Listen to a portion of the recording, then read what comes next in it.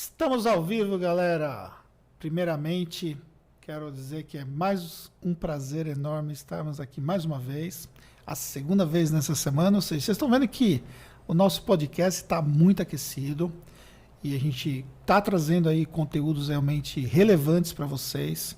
Então, o que eu quero dizer para vocês é o seguinte, ó. Já aproveita e faz as suas anotações, estuda esse conteúdo aqui, porque eu tenho certeza que nós teremos mais um podcast incrível. E o meu convidado, que virou famoso da noite para o dia, Cássius, da Advis.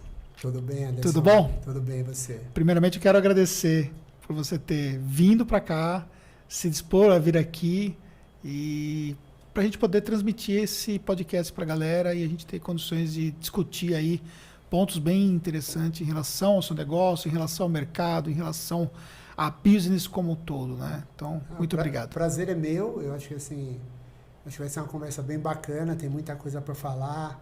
Esse é um mercado ainda muito pouco explorado, né? Depois eu vou falar alguns números aí. Então, assim, acho que oportunidade para todos. Show de bola. E diz uma coisa para mim. Fala um pouco sobre a sua experiência profissional, né? Então, eu fiz carreira em banco de investimento. Eu fiz administração de empresas na USP, depois fui estudar, fiz pós-graduação em matemática, aí comecei a trabalhar em banco. Queria estudar fora, ganhei uma bolsa do Rotary, fui para os Estados Unidos fazer uma pós-graduação em Berkeley, na Califórnia. De lá, eu consegui aplicar e entrei na Universidade de Chicago, onde eu fiz meu MBA, mesma universidade aí do Paulo Guedes, né, da Escola de Chicago. E de lá eu fui trabalhar na mesa de derivativos da Merrill Lynch em Londres. Então fiquei vários anos em Londres, na Europa, entre Londres e Madrid. Fiquei na Merrill Lynch, depois eu fui para o HSBC, montar a área, virei tesoureiro para o sul da Europa. E aí em 2009 a Goldman Sachs me chamou para vir tocar área de derivativos para a América Latina, para o banco, aqui em São Paulo. E aí eu estava quase há 14 anos fora do Brasil, voltei. E aí fiquei, que até eu falo lá no pitch do Shark Tank, eu fiquei cuidando de problemas aí regulatórios, contábeis, financeiros, mas dentro de banco para grandes operações. E eu percebi que assim, as dificuldades que eles tinham lá numa escala muito maior, o pequeno também tinha. E aí em 2014 eu saí do banco, final de 2013 para 2014 eu saí do banco, fui tirar um sabático, fiquei 2 anos com as minhas filhas, né, porque em banco você tem pouca vida fora, né? Eu trabalhava 15, 16 horas por dia, então eu fiquei 2 anos com as minhas filhas. E nesse meio tempo voltei a estudar direito, voltei para contabilidade, eu fui estudar contabilidade porque eu visualizava já o meu negócio como seria. E aí em 2017 eu montei, final de 2016, para começar em 2017, eu montei um negócio. E desde lá eu venho me dedicando a isso. E como é que foi sair de um universo de grandes empresas ou grandes bancos e para o mercado de pequenas empresas?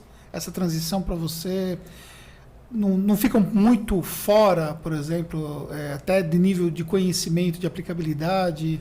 Então, eu particularmente acho que não. O que eu fazia no banco? Eu resolvia problema. Né? E essa é uma habilidade que você leva para qualquer ramo de negócio. Então, não importa se é grande, se é pequeno. Como eu resolvia de dentro da minha sala, só mudava um número, a quantidade 0 no final. Então, quando eu fui focar nesse pequeno, eu olhei por 2 coisas. Essas grandes operações, você tem algumas por ano. Né? Tudo bem, ganha bastante dinheiro e tal, mas são algumas.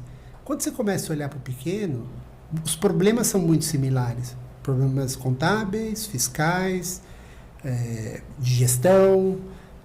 Né? Então, você começa a falar, bem, o problema é similar. Só que a escala é muito maior. Né? Então, eu visualizei ali uma oportunidade de você crescer muito rapidamente, resolvendo os mesmos tipos de problema, só que numa complexidade muito mais inferior das que eu resolvia no banco. E aí eu falei assim, bem, aqui tem um mercado enorme. Aí eu fui estudar esse mercado contábil, né? E me surpreendeu assim, a quantidade de empresas, né? Na época, eu lembro assim, a gente tinha aproximadamente 82 mil escritórios contábeis no país, com, em média, 80 clientes. Aí você fala assim, tem alguma coisa errada aqui. São 20 milhões de CNPJs, outros 20 milhões mais ou menos de autônomos que, né, poderiam ser CNPJs, acabam usando algum serviço contábil ali, eu poderia usar um serviço contábil. Então, assim, tem 30, 40 milhões de potenciais clientes. E o maior escritório de contabilidade hoje tem 30 mil. Aí você fala, 30 mil é 0,1% do mercado. Que é visto como sendo uma ameaça. E esse já é o maior escritório contábil que tem hoje. 0,1. Não é nada. Né? Eu teria que ficar preocupado se fosse lá 20%, o cara detém 20% do mercado. 0,1. Eu olhei para aquilo e falei assim, aqui tem um... Né? Deixa eu estudar melhor esse negócio. E foi quando eu comecei... Falei, puta, se fizer o trabalho direito, bem feito, não é que eu tenha 1% do mercado, que eu tenha 0,5% do mercado. Já é um número astronômico. Já é um número astronômico. E eu falei, putz, eu vou focar. Aí, na época, o que eu fiz foi o seguinte, eu não sabia, eu não entendia de contabilidade, eu tinha uma visão de empresário. Eu falei, vou fazer isso. E aí eu fui pesquisar, andando na rua mesmo, perguntando, entrava nas lojas e falava assim, cara, fala aí, o que você acha do seu contador? Nossa, voltei para casa desanimado, né? A percepção é péssima. Nossa, dificilmente eu achei um cara, assim, nessa minha pesquisa, que falava bem do contador. E aí eu fui entender por que a percepção era tão ruim, né? E eu falei, bem, eu tenho que mudar a percepção, né? Eu tenho que atuar aonde tem o problema. Não adianta eu querer fazer igual a todo mundo, eu vou ser mais um. Né? Tem até aquele ditado, é loucura você querer fazer a mesma coisa e ter resultado diferente. Sim. E aí eu percebi o seguinte, a percepção, como eles viam o contador, era aquela coisa de eu pago para alguém me mandar imposto para pagar. Nossa, você para pensar nisso, né? Às vezes eu falo essa negativo, frase... né? 2 vezes negativo. Pois é, cara, não importa se você paga R$100, R$500, R$1.000, qualquer valor que você pagar é caro, porque a percepção é ruim. Pagar o imposto já deixa aquele sabor ruim. E ainda tem que pagar para alguém para ele poder gerar o imposto para você, aí é duplamente ruim. Eu falei, mas tudo bem, mas os contadores, eu no banco via, né, a gente lidava com contadores de grandes empresas, era muito, a qualidade do trabalho era muito diferente. Eu falei, mas tem muitos serviços que o contador pode prestar para ajudar efetivamente a empresa, para ela crescer. Só que no pequeno não faziam isso. Então, por isso essa mentalidade. Então, era o cara fazendo assim, ele cuida do fiscal. Ele não está preocupado em fazer os lançamentos, de ensinar, né, custo, despesa, como funciona, lucro líquido, margem de contribuição. Não, ele faz, tá aqui, entro lá no Simples Nacional, vejo quanto você faturou, eu te emito o boleto e acabou. Quando muito, eu faço a sua folha. Você para pensar, só para fazer isso, é caro. R$50 é caro, 200 é caro, 5 mil é caro. Não importa o valor, é caro. Aí eu falei, aí eu fui perguntando isso aí, o que vocês gostariam de ver? Aí eles foram falando. Aí eu peguei, fiz um tabuleiro lá um dia, falei assim, se eu focar nisso daqui, eu já vou ser melhor que 99% dos contadores. Sem saber de contabilidade, hein? Eu descobri o seguinte, que é muito mais sobre relacionamento, né, e foco no cliente do que sobre tecnicidade. Né? E a outra coisa que eu percebi no direito, contador, advogado, médico, eles têm um defeito grave. Eles gostam de falar uma linguagem que só eles entendem. Né? E a grande maioria da população não consegue se relacionar. Não cria conexão. Não cria conexão nenhuma. Então, mostra uma certa autoridade, né? E advogado gosta de fazer isso também, de falar uma linguagem, usar palavras pouco comuns do dia a dia. Tudo bem, o cara é culto e tal, mas você não gera empatia. Né? E eu falei assim, putz, se eu conseguir traduzir numa linguagem que o cara entenda, eu já vou me aproximar dele. Se eu atender essas coisas que eu identifiquei como são um problema, já vai mudar tudo. Isso não é sobre contabilidade. Né? Porque assim, eu vejo hoje a contabilidade, ela é quase que uma commodity. Agora, o atendimento ao cliente não é. E eu falei, vou montar né? Então, eu falei, se eu montar o meu negócio nesse formato, o truque era, como que eu consigo entregar a quantidade de serviços que eu quero entregar, que é para ajudar o pequeno empreendedor, num preço que ele possa pagar. Essa foi a grande, né, o desafio. Informação jurídica. O que é isso? Na realidade, assim, eu montei uma base de conhecimento grande, porque o que eu percebi? Que todos os empreendedores pequenos, eles têm o mesmo tipo de dúvida. Não importa se o cara é dono de uma quitanda, de uma lojinha de roupa, do mercadinho, do cabeleireiro. As dúvidas são muito similares. Então eu falei, bem, vou juntar aqui uma base de dados, vou construir uma base de dados, e aí vou aplicar algum software com inteligência artificial para começar a responder. Isso... Quem construiu essa base de dados foi você mesmo? Foi. Você criou perguntas e respostas? Foi. Em resumo, foi isso. E onde você encontrou a base das perguntas, além de algumas perguntas que você, obviamente, já sabia que teriam, mas como é que você foi construindo essa base? Então, eu comecei olhando... primeiro veio das minhas pesquisas lá, né? Quando eu fui entender o porquê que a percepção do contador era ruim. E eles começaram a falar várias coisas. Com o tempo, eu fui começar a olhar outras dúvidas que apareciam. Por exemplo, dúvida fiscal. Vou dar um exemplo aqui prático. Você pega lá as 40 perguntas que o fisco coloca. Ele tem uma... Né, você for lá, ele responde um monte de dúvidas sobre imposto de renda, sobre... Vai ler aquilo lá. Sim, eu consigo ler numa boa. Total. Mas o cliente... Não consegue. Eu falei, bem, daqui eu consigo fazer 80. Das 40 eu consigo fazer 80. Eu vou quebrar... e vou ser bem sucinto. Então, né? E aí eu comecei a falar, pô, aqui tem coisas trabalhistas. Deixa eu olhar aí. E na internet tem um monte de coisa. Só eu fui montando essa base. E aí, quando eu comecei a testar o robô, foi legal porque é o seguinte, as pessoas vinham fazendo perguntas que o robô não tinha. E a gente foi respondendo e alimentando. Respondendo e alimentando. Né? E aí começaram a repetir as perguntas. Aí eu falei, opa, está funcionando o modelo. Então, acho que o grande truque ali foi montar uma base de dados, mas também falar numa linguagem que o cara entendesse. Então, por exemplo, o pessoal vem perguntar para mim, posso mandar uma funcionária grávida embora? Né? Uma pergunta de dúvida trabalhista. Assim, a gente, em teoria, eu estou num negócio de informação. Então, eu posso falar para a pessoa assim, eu acho que você não deve, por causa disso, por causa daquilo. Não, é bem simples. A lei fala que não pode, que ela tem estabilidade até 5 meses após o parto. Está aqui o que diz a lei, a súmula 244, está aqui o link para o site do plano, você não precisa acreditar em mim, clica aqui que você vai ler.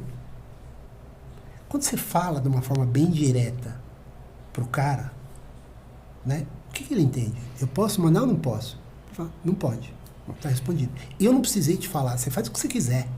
Né? Agora, você faça sabendo o que você está fazendo. Porque muita gente toma a decisão porque ouviu do amigo, porque o outro colega dele de uma outra lojinha também falou para ele que dava para fazer e não faz, e depois o cara recebe uma ação trabalhista tremenda. Como assim? Tal. Então, eu falo assim, eu trabalho com informação, quero que a gente faça em banco. Você tem que precificar o seu risco. Então, eu te dou a informação para você poder tomar essa decisão. Em resumo, foi isso. Só que a gente fez uma coisa bacana.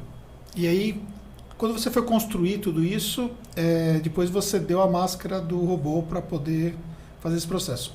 Onde é que o cliente ele entra para poder fazer as perguntas? Então, quando você entra no nosso site, ele tem um robô que eu chamo robô genérico, né? Ele responde dúvidas do site, da Advis, como funcionam os planos, o que a gente faz.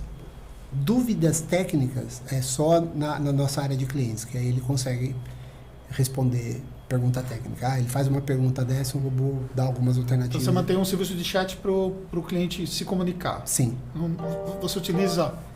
Desculpa. Você utiliza o WhatsApp, alguma coisa? Então a gente usa todos os meios de comunicação possíveis. Eu falo assim, a gente só não aceita sinal de fumaça. A gente fala pelo Face, pelo Insta, pelo chat, por e-mail, por WhatsApp. E o robô está conectado com todos esses meios? Deixa eu desligar aqui, porque eu tinha esquecido. Imagina.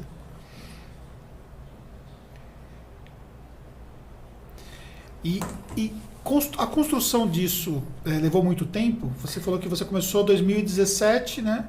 Então, em 2017 eu comecei quando eu montei era só um negócio jurídico, né? Mas eu falei, vou morrer de fome aqui, porque o brasileiro não tem a cultura da prevenção, né? Exceto quando quando ele consegue mensurar a perda. Então, por exemplo, um seguro de carro, ele consegue entender, se eu pagar, sei lá, R$1.000 pelo seguro e me roubarem, eu sei que eu vou perder 50 mil, vou perder 30 mil. Agora, num seguro jurídico, assim, para eventualmente um contrato, assim, quanto que vale isso, né? O brasileiro não tem essa cultura. E aí foi quando eu falei, não, eu preciso achar alguma coisa que seja obrigatória para as empresas. E aí foi quando entrou a contabilidade. Então, em 2017, eu não tinha nem começado a faculdade. E aí eu fui fazer isso daí, falei, deixa eu aprender. Eu sabia muito de contabilidade, porque eu tinha feito administração de empresa e toda a minha vida resolvido o problema contábil.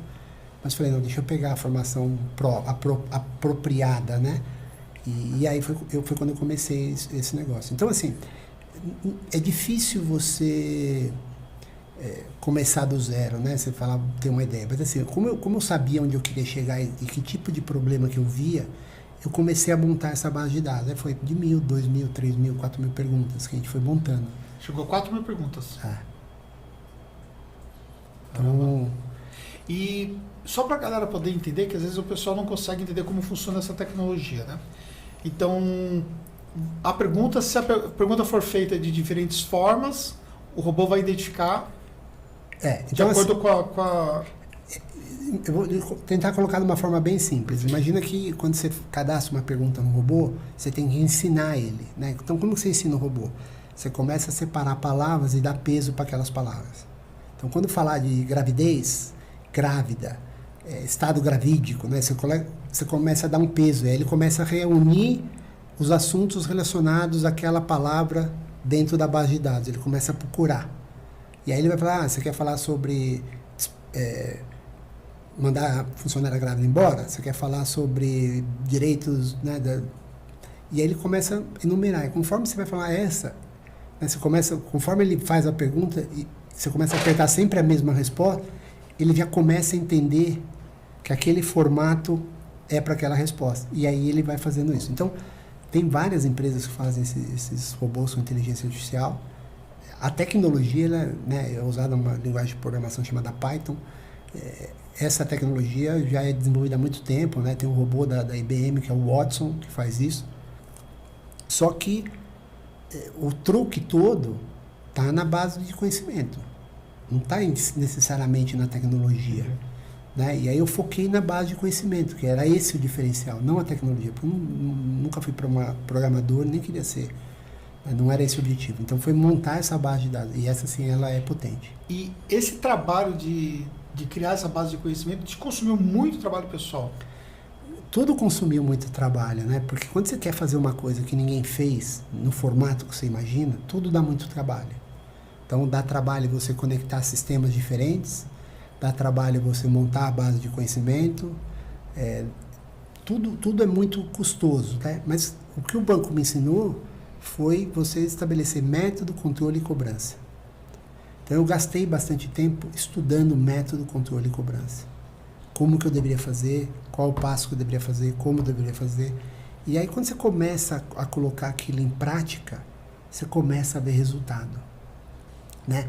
O que eu percebo da maioria dos empreendedores que eu converso, ele tem uma ideia, mas ele não estruturou na cabeça exatamente todos os passos, né? O processo de você conseguir aquilo.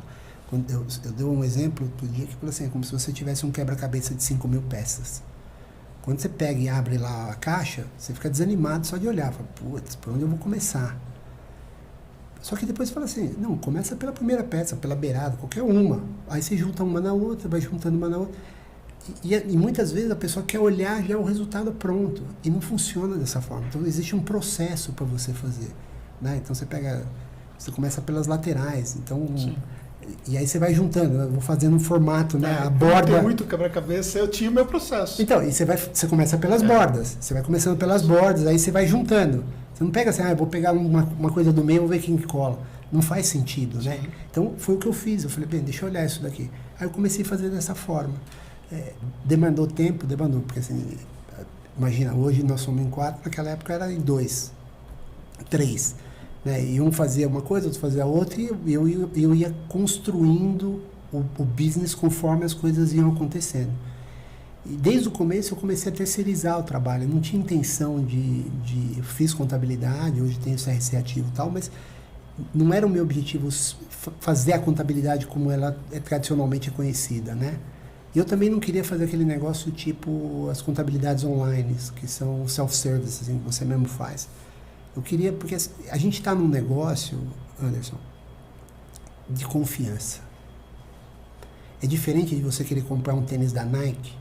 Você entra lá no site, vê a cor, o tamanho, aperta 3 botões, beleza, frete, daqui 3 semanas chega na minha casa. Acabou. O contador, a informação, né, o advogado, essa percepção, você tem que ter uma confiança na pessoa. Você vai abrir número da empresa, né, o cara, se ele sonega ou não, ele vai ter que mostrar essa informação para você. É uma informação delicada. Né, o cara às vezes tem vergonha. Então, assim, é um business de confiança. Né, então, eu percebi isso logo desde o começo. Então, eu entendia que simplesmente aquele processo totalmente online, sem o contato humano, funciona para alguns, mas da minha percepção não funciona para a maioria. Né? A maioria, o grosso da maioria, porque eles ainda querem falar, querem ouvir a pessoa, né? Eles sentem mais confiança quando ouvem a voz. Quando é só o robô lá falando, a gente ainda não está no estágio de desenvolvimento que permita que as pessoas possam... Então você pega, por exemplo, esse maior escritório hoje de contábil, uma boa parcela deles é pessoal de TI, né? De clientes de TI que o cara está acostumado. Já está acostumado. Exatamente, mas a grande maioria não está. Eles às vezes querem falar, a dúvida é simples, mas eles querem falar. Então, eu percebi isso e falei, bem, eu não quero ir por esse caminho e também não quero ir por aquele caminho tradicional de ficar lá, mandar papelada e livro, falar, isso aqui, né, meu pai fazia esse negócio, é retrógrado, não quero. Tem tanta tecnologia bacana, por que a gente não consegue adaptar? E aí foi nesse sentido que a gente começou a olhar. Então, quando a gente olhar cada passo, falar, então tá bom, eu vou terceirizar. Então o cara tem que fazer no padrão que eu quero, no prazo que eu preciso. Isso é desafiador. Isso é desafiador. É bem desafiador, porque a gente fala, e eu sou contador, então hoje eu posso falar, né? Como eu sou advogado, eu também posso falar como advogado. A gente é muito pouco profissional. Né? E eu tive a possibilidade, a sorte de ser treinado num ambiente completamente diferente do brasileiro, que é aquela coisa de banco americano, né? Eu estou falando, você pega a Goldman Sachs, talvez considerado o melhor banco de investimento do mundo, dificílimo para entrar, processo, muito excelência em tudo que eles fazem. Então, quando você chega e começa a olhar as coisas no Brasil, você fala assim, que o típico empreendedor é muito pouco profissional. A apresentação é ruim, o atendimento, o e-mail que o cara manda correio de português.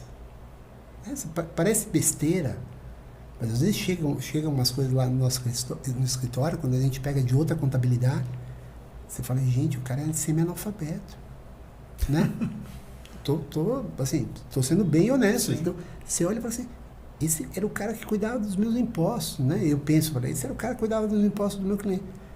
Vixe, mas nada contra. Sim. Né? Mas mostra um grau. Então, como eu morei muito tempo lá fora, eu estava acostumado... Eu sempre dou um exemplo, né? Você vai na Disney, por exemplo, se alguém teve oportunidade, isso é o tipo da coisa que todo mundo devia ter o direito de poder uma até vez... para aprendizado na vida. Para aprendizado, né? Você vai todo dia lá, tem a queima de fogos. Você chega no dia seguinte de manhã, não tem um papel no chão. Não tem nada. Né? A atenção aos detalhes brutal. Outro dia eu vi uma coisa assim, eles fazem agora, por exemplo, uma batata, que aí quando você aperta o ketchup, ele sai com o formato da cara do Mickey. Olha onde eles chegam. Eles, em vez de tentar fazer na batata, eles fazem no caninho do ketchup, que quando ele já sai no formato da cara do Mickey. Você fala, precisava fazer isso? Não precisava. Mas quando você está lá e você vai pôr e sai a cara do Mickey na batata, você nunca mais esquece. Você fala, olha como esse cara pensou na minha satisfação. Né? Então, o detalhe do detalhe. É o detalhe do detalhe. Então, quando você vai ver, né, e eu falei assim, eu não preciso inventar roda, eu não preciso inventar sistema, eu não preciso fazer nada. Se eu simplesmente cumprir prazo, que é uma coisa que só depende de mim, fazer aquilo que eu estou dizendo que eu vou fazer, só depende de mim. Né? São coisas que a maioria das pessoas dizem que fazem, mas não fazem. Né? Porque o brasileiro tem esse costume de, ele é muito passivo. Então você fala, vou te entregar até sexta-feira. Se entregar na segunda, o brasileiro aceita numa boa. Lá fora não, sexta-feira é sexta, não é quinta, não é sábado. Né? Então você falou que vai, você faz. Você não quer saber se o papagaio quebrou a perna, se a vovó pegou Covid, você entrega aquilo que você prometeu.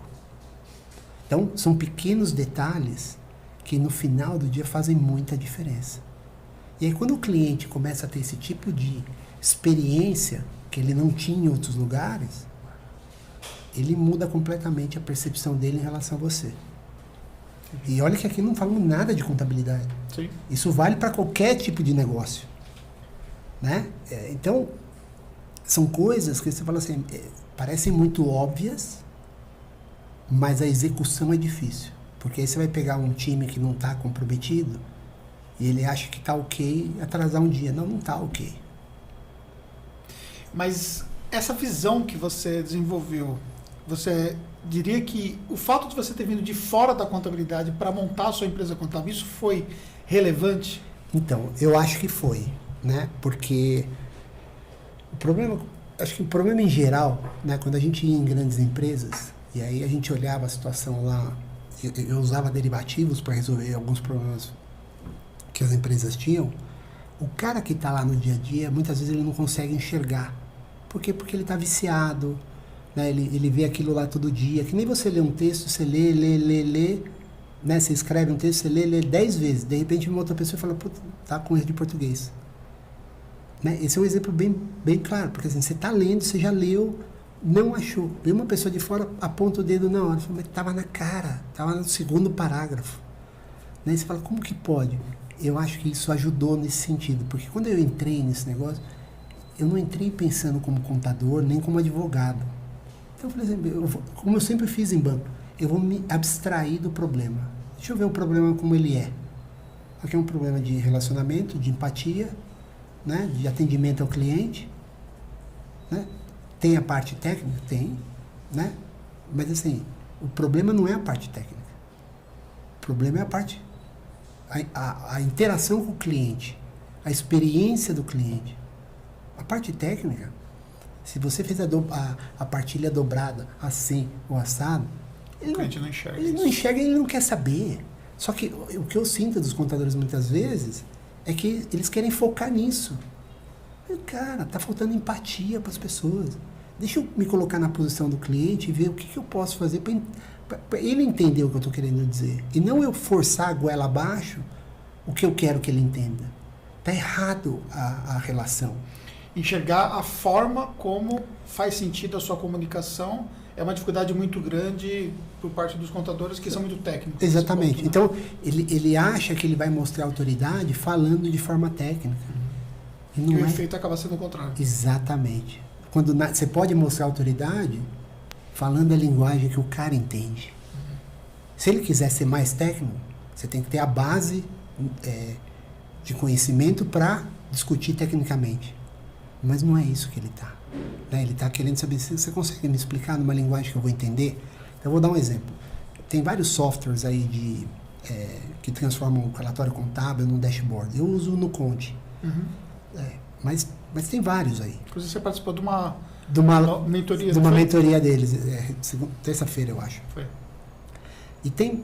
Agora, o que eles perceberam ali, e eu percebi também, você dá uma DRE e um balanço para o pequeno empreendedor, você acha que o cara lê? Não lê. Escritório, empresas maiores, tem um diretor financeiro, o cara tem uma formação, ele vai ler. O pequeno, ele vai te pedir aquilo normalmente quando é para levar para o banco para pedir um empréstimo. Aí você fala, me explica aí. O cara não sabe. Uhum. Né? Então, agora, o que ele entende? Você mostra um gráfico para ele entende? A probabilidade é que ele vai entender muito mais, porque ele vê o gráfico da Covid no Jornal Nacional, ele vê o gráfico de não sei o quê, né? ele vai acostumando.